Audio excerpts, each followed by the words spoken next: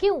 समझ नहीं आ रहा ना कि कैसे सोर्स बेस्ड क्वेश्चन सॉल्व करने होंगे या फिर कैसे इनलैंड वाटरवे से रिलेटेड क्वेश्चन आपके सोर्स बेस्ड क्वेश्चन में आ सकते हैं।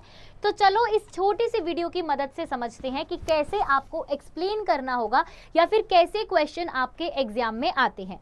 ठीक है, तो इनलैंड वाटरवेज जिसमें मेजरली हमें पढ़ने हैं द पनामा कैनाल, ठीक है, the Suez and the Rhine waterway. So देरी किस बात की है, चलिए शुरू करते हैं with the first, that is the Rhine waterway.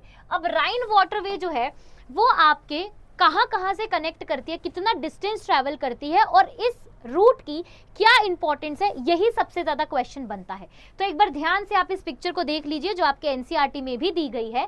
आपको अगर दिख रहा होगा तो इसमें आपको दो चीजें दिख रही होंगी, एक यहाँ पर कि नॉर्थ सी आपको दिख रहा है और यहाँ पर आपको जो है स्विट्जरलैंड दिख रहा है। ठीक है, तो सबसे पहले क्या हो जाएगा कि this Ryan river flows through Germany and the Netherlands. ठीक है, जर्मनी से लेकर नीदरलैंड तक जो है ये ट्रैवल करती है।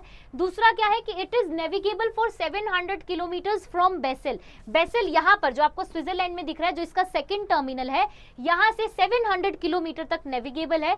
उसके बाद इसके जो टर्मिनल स्टेशन है जहां से सबसे ज्यादा क्वेश्चन बनता है वो है आपका रोटरडैम, ऊपर आपका नीदरलैंड्स में, और बेसेल है आपका कहां पर, स्विट्जरलैंड में। तो सबसे ज्यादा क्वेश्चन आपके एग्जाम में यही बनता है। सबसे पहले तो पूछा जाएगा कि आइडेंटिफाई दिस वाटरवे, तो हो गया राइन वाटरवे। फिर आपसे पूछा जाएगा टर्मिनल स्टेशंस कौन कौन से हैं, तो पहला हो गया रोटरडैम, दूसरा हो गया बेसेल। उसके बाद क्या पूछा जाएगा कि इसकी इंपॉर्टेंस क्या है, क्या इंपॉर्टेंस है इसकी, कि भाई this connects major industrial countries that is Switzerland, Germany, France, Belgium and Netherlands. इन सबको कनेक्ट करता है। क्यों? क्योंकि ये सारे के सारे इंडस्ट्रियल रीजन्स हैं। ठीक है, तो यही चीजें आपको जो है अपने आंसर में मेंशन करनी है, सिंपल। नेक्स्ट अगर बात करते हैं तो भाई स्वेज कैनाल की, जहां से सबसे ज्यादा क्वेश्चन आता है। स्वेज कैनाल में क्या पूछा जाएगा, सबसे पहले आप ये डायग्राम देख लीजिए, कब इसको कंस्ट्रक्ट किया गया, 1869 में इसको बनाया गया। लोकेशन क्या है, लोकेशन है भाई इजिप्ट। ठीक है, कनेक्ट किस किस को करती है, यहां से क्वेश्चन बनता है कि बताइए, आइडेंटिफाई तो आपने कर लिया कि this is a Suez canal, connect किस किस को करती है, कनेक्ट करती है मेडिटेरियन सी से आपके कहां पर, आपके रेड सी को। ठीक है, टर्मिनल स्टेशन पूछेगा तो टर्मिनल स्टेशन क्या हो जाएगा, पोर्ट सेड आपका मेडिटेरियन सी में और रेड सी में आपका हो जाएगा port Suez that in the south. Europe को जो है मदद करती है लिंक करने के लिए इंडियन ओशन, जो कि हमारे इंडियन ओशन है। ठीक है, अगर आप ध्यान से देखेंगे तो और क्या क्या फीचर्स हैं इसके, लेंथ है इसका 160 किलोमीटर। अब जो सबसे ज्यादा क्वेश्चन इसमें से बनता है वो ये कि आप ये बताइए कि क्या ये लॉक्ड सिस्टम वाली कैनाल है या फिर नहीं है। तो अगर आप देखेंगे तो इसके अंदर आपका जो लेवल है कैनाल का उसमें कोई लॉक नहीं है, unlike to the Panama canal, क्योंकि पनामा कैनाल में लॉक है। ठीक है, अबाउट 100 शिप डेली, यानी कि 100 शिप डेली यहां से ट्रांसपोर्ट करते हैं। क्रॉसिंग टाइम क्या है इसका, 10 to 12 आवर्स लगते हैं इसको पूरा क्रॉस करने के लिए। And very heavy toll charges, मतलब कि एक्सपेंसिव है। जैसे आप लोग रोड नेटवर्क पर जाते हो तो आपको टोल देना पड़ता है, ऐसे ही जब स्वेज कैनाल की मदद से ट्रांसपोर्ट होता है तो वहां पर भी हैवी टोल देना पड़ता है। ठीक है, तो स्वेज कैनाल से आएगा ऐसे।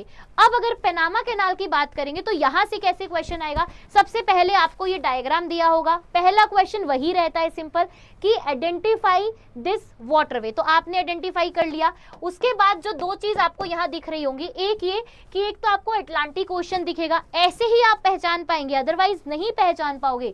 दूसरा आपको दिखेगा पैसिफिक ओशन, क्यों, क्योंकि पनामा कैनाल मदद करता है अटलांटिक ओशन से पैसिफिक ओशन को कनेक्ट करने के लिए।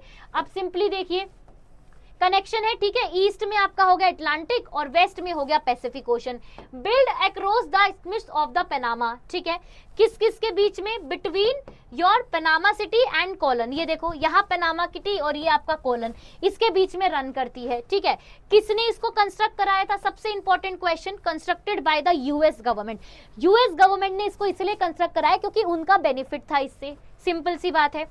अब क्या इंपॉर्टेंस है इसकी, अगर फीचर्स की बात करें जैसे हमने स्वेज का पढ़ा था, तो सबसे पहले तो इसकी जो लेंथ है वो आपकी 72 किलोमीटर है, बहुत अच्छी बात है। Very deep cutting that is 12 kilometre तक है। हाँ जी, सबसे इंपॉर्टेंट क्वेश्चन 6 लॉक सिस्टम, यहां से जो क्वेश्चन है वो एग्जाम में बनता है, तो इसके पास 6 लॉक सिस्टम्स हैं। आपके शिप जो है वो आपकी 26 मीटर तक अप एंड डाउन शिफ्ट हो जाती है, मतलब इस तरीके से वेव्स आपकी रहती हैं। ठीक है, and enters to the Gulf of Panama unlike Suez canal, this is a lock canal, ठीक है। तो इस तरीके से जो क्वेश्चंस आपके एग्जाम में बनते हैं वो इन्हीं 3 इनलैंड वाटरवे से बनते हैं, इससे एक्स्ट्रा नहीं बनते हैं। ऑलरेडी मैं आपको ट्रांस कॉन्टिनेंटल रेलवेज का वीडियो दे चुकी हूं, अगर किसी ने नहीं देखा तो प्लीज जाकर देख लीजिए, क्योंकि यही वीडियोस आपके 3 से 3 यानी कि 6 नंबर तो अपने आप आपके एग्जाम में पक्के कर देंगे। सो बाय बाय एवरीवन, मिलते हैं नेक्स्ट वीडियो में, तब तक के लिए गुड बाय, टेक केयर।